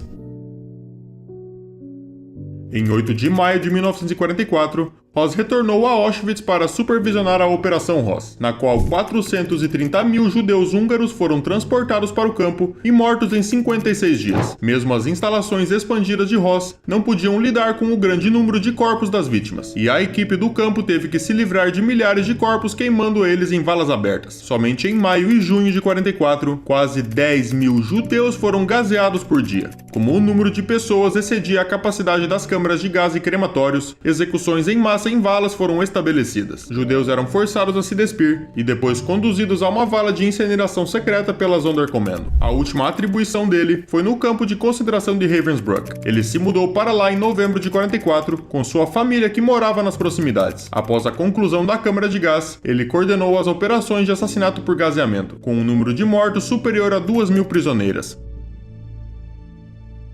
Nos últimos dias da guerra, Himmler aconselhou Ross a se disfarçar como um membro da Kriegsmarine. Adotando o pseudônimo Franz Lang e trabalhando como jardineiro, ele viveu com sua família, evitando a prisão por quase um ano. Em 1946, Hans Alexander, um judeu alemão que havia fugido para a Inglaterra em 1936 e se tornou um caçador de nazistas trabalhando para a No. 1 War Crimes Investigation Team do governo britânico, conseguiu descobrir a localização de Ross. Alexander, que na época era capitão do Royal Pioneer Corps, viajou até a residência de Ross com um grupo de soldados britânicos, muitos dos quais também eram judeus. Os homens de Alexander interrogaram sem sucesso a filha de Ross, Brigitte, em busca de informações. De acordo com ela, os soldados posteriormente começaram a espancar o seu irmão Klaus, levando a esposa de Ross a revelar a sua localização. Segundo Alexander, Ross tentou morder uma pílula de cianeto assim que for descoberto pelos soldados. Ele inicialmente negou a sua identidade, insistindo que era apenas um simples jardineiro, mas Alexander viu a sua aliança de casamento e ordenou que Ross a retirasse, ameaçando cortar seu dedo se ele não o fizesse. O nome de Ross estava gravado no interior, e os soldados que acompanhavam Alexander começaram a espancar Ross com cabos de machado. Após alguns momentos e um pequeno debate interno, Alexander afastou eles. Rudolf Ross testemunhou no Tribunal Militar Internacional de Nuremberg em 15 de abril de 1946, onde deu um relato detalhado de seus crimes. Ele foi convocado como testemunha de defesa pelo advogado de Ernest, que era Kurt Kaufmann. O registro do depoimento de Ross foi posteriormente utilizado como evidência durante o 4º Tribunal Militar de Nuremberg. Juramentos feitos por Ross enquanto estava preso em Nuremberg também foram usados nos julgamentos Pohl e da I.G. Farben. Em seu juramento prestado em Nuremberg em 5 de abril de 46, ele afirmou o seguinte: comandei Auschwitz até 1º de dezembro de 1943 e estimo que pelo menos 2.500.000 vítimas foram executadas e exterminadas lá por gaseamento e queima, e pelo menos 500.000 sucumbiu à fome e doença, totalizando cerca de 3 milhões de mortos. Esse número representa cerca de 70 a 80% de todas as pessoas enviadas para Auschwitz como prisioneiras, sendo as restantes selecionadas e usadas como trabalho escravo nas indústrias dos campos de concentração. Entre os executados e queimados estavam aproximadamente 20.000 prisioneiros de guerra russos que foram entregues a Auschwitz em transportes da Wehrmacht, operados por oficiais e soldados regulares dela mesma. O restante do número total de vítimas incluiu cerca de 100 mil judeus alemães e um grande número de cidadãos da Holanda, França, Bélgica, Polônia, Hungria, Tchecoslováquia, Grécia e de outros países. Executamos cerca de 400 mil judeus húngaros em Auschwitz no verão de 1944. Quando o acusaram de assassinar 3,5 milhões de pessoas, ele respondeu: não, apenas 2,5 milhões. O restante morreu de doença e fome. Em 25 de maio de 1946, ele foi entregue às autoridades polonesas e o Tribunal Supremo Nacional da Polônia o julgou por assassinato. Em seu ensaio sobre a solução final em Auschwitz, que ele escreveu em Cracóvia, ele revisou o número de mortes anteriormente fornecido. Eu mesmo nunca soube o número total. Eu não tenho nada para me ajudar a chegar a uma estimativa. Só posso lembrar os números envolvidos nas ações maiores, que me foram repetidos por Eichmann ou seus delegados. Da Alta Silésia e do governo geral, 250 mil. Alemanha e Theresienstadt, 100 mil. Holanda, 95 mil. Bélgica, 20 mil. França, 110 mil. Grécia, 65 mil. Hungria, 400 mil. Eslováquia, 90 mil, o que dá um total de 1.130.000 pessoas. Não consigo mais me lembrar dos números das ações menores, mas eles eram insignificantes em comparação com os números acima. Eu considero um total de 2,5 milhões como muito alto. Mesmo Auschwitz tinha limites para suas capacidades de destruição. Em suas memórias, ele também revelou os maus tratos que sofreu pelas mãos dos seus captores britânicos. Durante o primeiro interrogatório, eles me espancaram para obter evidências. Eu não sei o que estava no registro, ou o que eu disse, mesmo que eu tenha assinado, porque eles me deram licor e me espancaram com um chicote. Foi demais até mesmo para mim suportar. O chicote era meu. Por acaso ele tinha acabado nas bagagens da minha esposa. Meu cavalo mal havia sido tocado por ele, quanto mais os prisioneiros. De alguma forma, um dos interrogadores provavelmente pensou que eu usava para constantemente espancar os prisioneiros. Após alguns dias, fui levado para Miden, que era o principal centro de interrogatório na zona britânica. Lá, eles me trataram ainda mais rudemente, especialmente o primeiro promotor britânico, que era major. As condições na prisão refletiam a atitude do primeiro promotor. Comparado com onde eu estava antes, o aprisionamento com o Tribunal Militar Internacional era como ficar em um spa de saúde. Seu julgamento durou de 11 a 29 de março de 1947, e ele foi condenado à morte por enforcamento em 2 de abril de 47. A sentença foi executada em 16 de abril, ao lado do crematório do antigo campo de concentração Auschwitz I.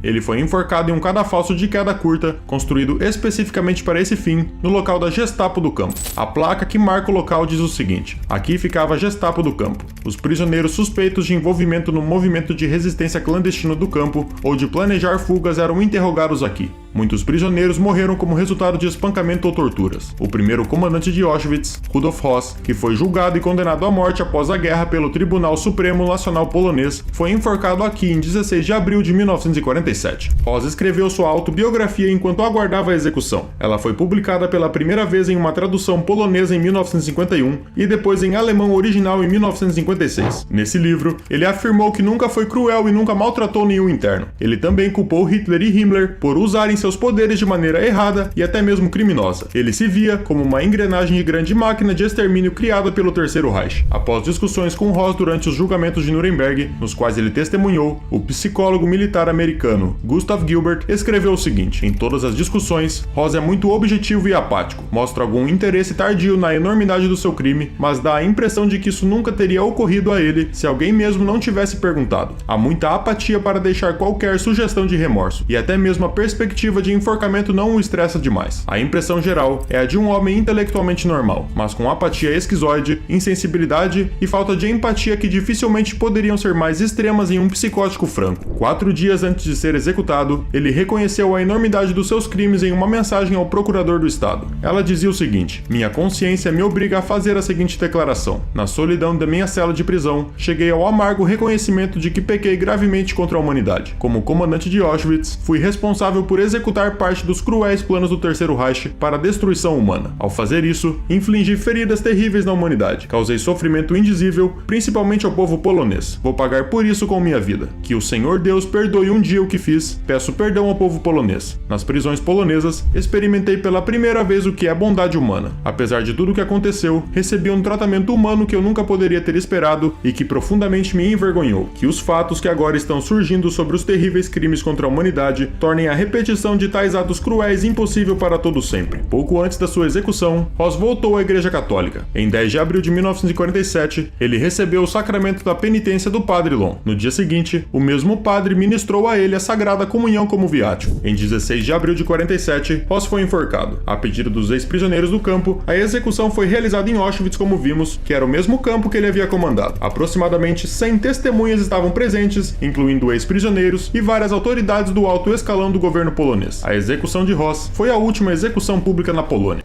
Eu, que vi pessoas morrendo todos os dias, fiquei chocado com o ódio indescritível dos nazistas contra os presos que se transformaram em esqueletos vivos.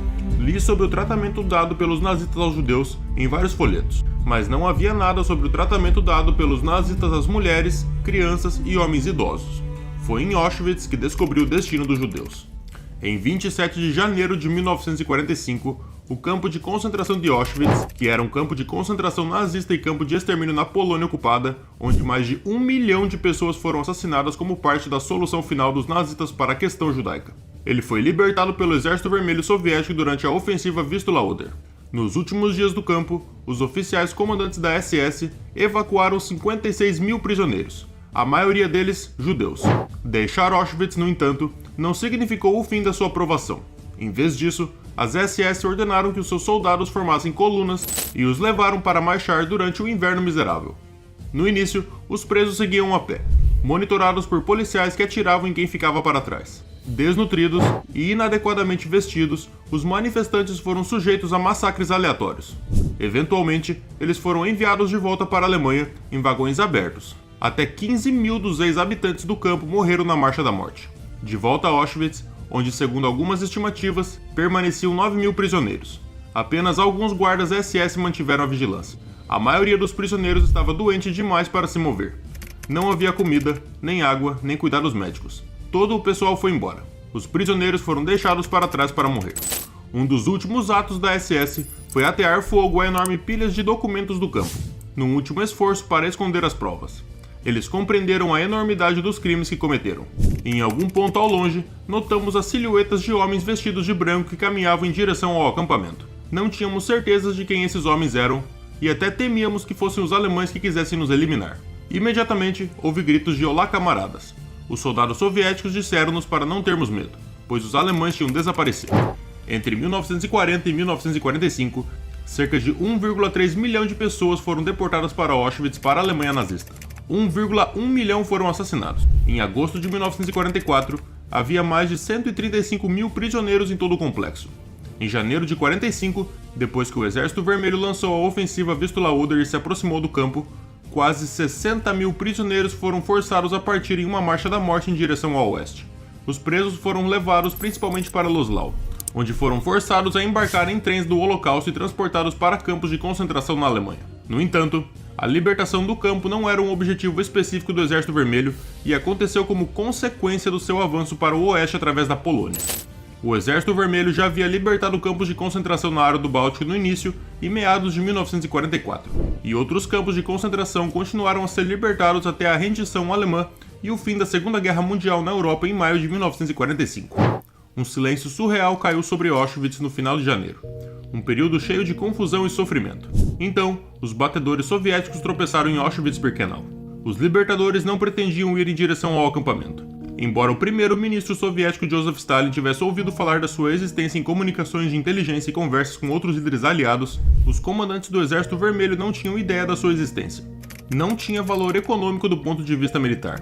Soldados do Exército Vermelho da Divisão de Rifles de número 322 chegaram a Auschwitz em 27 de janeiro de 1945, às 3 horas da tarde. 231 soldados do Exército Vermelho morreram nos combates em torno do campo de concentração de Monowitz, Birkenau e Auschwitz I.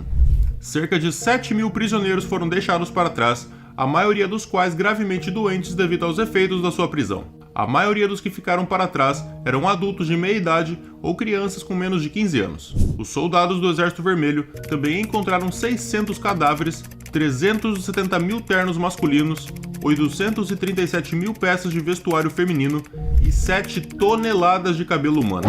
No campo de Monowitz, que também era conhecido como Auschwitz III, havia cerca de 800 sobreviventes, e o campo também foi libertado em 27 de janeiro pelo 60º Exército Soviético, parte da Primeira Frente Ucraniana. Os soldados russos que estavam endurecidos pela batalha e acostumados a ver a morte em batalha ficaram chocados com o tratamento dispensado pelos nazistas aos prisioneiros em Auschwitz. Em alguns artigos em jornais soviéticos, como Pravda, seguindo a propaganda soviética, os escritores não mencionaram os judeus nos seus artigos sobre a libertação. Durante aquele momento em Auschwitz, a maioria dos detentos era composta por judeus, mas também havia poloneses, bielorrussos e russos. Os poloneses, que eram originários de cidades próximas e ainda tinham forças para caminhar, retornaram às suas casas. Alguns fugiram devido ao temor do retorno dos alemães.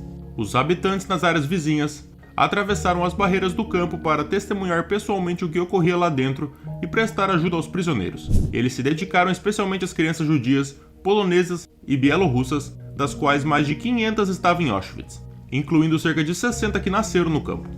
Algumas dessas crianças foram adotadas por essas pessoas, enquanto outras conseguiram se reunir com suas famílias originais. 2 hospitais de campanha soviéticos chegaram a Auschwitz e, com o auxílio da Cruz Vermelha polonesa, prestaram cuidados a cerca de 4.500 ex-prisioneiros doentes provenientes de mais de 20 países. Essas pessoas sofriam de tuberculose, diarreia causada pela fome e outras enfermidades, enfrentando uma extrema carência de comida. Os adultos pesavam em média de 30 a 35 quilos. Ainda em maio de 1945, uma ex-detenta nascida em 1914, com 1,60 m de altura, pesava 25 quilos, e outra, com 1,55 m de altura, pesava 23 quilos. A partir de 28 de janeiro, cineastas soviéticos e poloneses registraram em filme os crimes alemães no campo após a sua libertação. É inexprimível com palavras humanas o encontro entre os prisioneiros, salvos da morte certa, e os seus libertadores. Oficiais e soldados soviéticos em farrapos, exaustos, enfrentando um frio glacial, porém triunfantes, choravam como crianças ao se depararem com pilhas de corpos em frente aos alojamentos e pessoas agonizando, transformadas em esqueletos e empilhadas em beliches. As prisioneiras gritavam, soluçavam e tocaram com carinho as vestimentas dos seus libertadores, constatando que essas pessoas eram reais, e beijaram as suas mãos. Pode parecer lamentável dizer, mas não é tão impactante para um soldado durante a ofensiva se deparar com corpos de mortos. Afinal, ele já viu muitos deles. No entanto, aqui foi diferente. Essas pessoas não morreram no calor da batalha, isso ficou claro. Uma pilha de corpos esqueléticos encostados na parede do alojamento. A neve já os cobria. E mais adiante, um grupo dos que foram fuzilados. Homens, mulheres, crianças atrás das cercas. Essa visão teve um impacto profundo em mim e nos meus soldados. Uma multidão de crianças, desde pequeninos de 2 ou 3 anos até adolescentes, magros, esfarrapados, doentes, famintos. Compartilhamos tudo o que tínhamos em nossas mochilas com eles. As crianças apresentavam uma imagem chocante.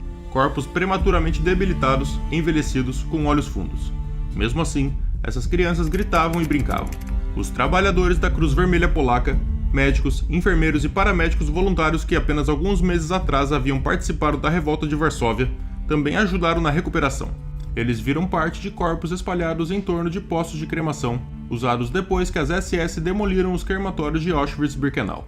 Excrementos humanos e cinzas estavam por toda parte. Os sobreviventes sofriam de desnutrição, escaras, ulcerações pelo frio, gangrena, tifo, tuberculose e outras doenças. Embora as SS tivessem tentado destruir todas as provas de assassinato em massa, tinham deixado enormes armazéns cheios de sapatos, pratos, malas e cabelos humanos. Foi um caos. Uma vez estabelecidos, o pessoal da Cruz Vermelha e os voluntários locais responderam da melhor forma que puderam às necessidades dos sobreviventes, navegando numa cacofonia de diferentes línguas. Eles diagnosticaram pacientes, forneceram a eles documentos de identificação e roupas, e enviaram mais de 7.000 cartas para ajudar os pacientes a localizar os seus familiares e amigos em todo o mundo. Alguns dos doentes não perceberam que agora eram pessoas livres. Pelo menos 500 dos 4.500 pacientes morreram, muitos deles devido à síndrome de realimentação ou à falta de instalações sanitárias. Por fim, Auschwitz havia sido libertado, mas a guerra ainda avançava, moldando o enorme complexo da instalação. O campo ainda era uma prisão, dessa vez para milhares de prisioneiros de guerra alemães que os soviéticos forçaram a realizar trabalhos que ecoavam os dos prisioneiros originais de Auschwitz. Juntamente com alguns polacos presos por declararem o estatuto de etnia alemã durante a guerra, os prisioneiros de guerra alemães mantiveram o local, destruíram quartéis e desmantelaram a fábrica de borracha sintética ID Farben, que ficava nas proximidades, onde dezenas de milhares de prisioneiros eram forçados a trabalhar como trabalhadores escravos. O aniversário da data da libertação é reconhecido pelas Nações Unidas e pela União Europeia como Dia Internacional em Memória do Holocausto. Os esforços para criar um museu no campo de Auschwitz começaram em 1946. O museu foi inaugurado em 14 de junho de 1947. Se você acredita que esse vídeo tenha lhe agregado historicamente, deixe o seu like aqui embaixo e se inscreva no canal. Isso vai ajudar muito a manter o projeto ativo aqui no YouTube. Que Deus abençoe todos vocês e até breve.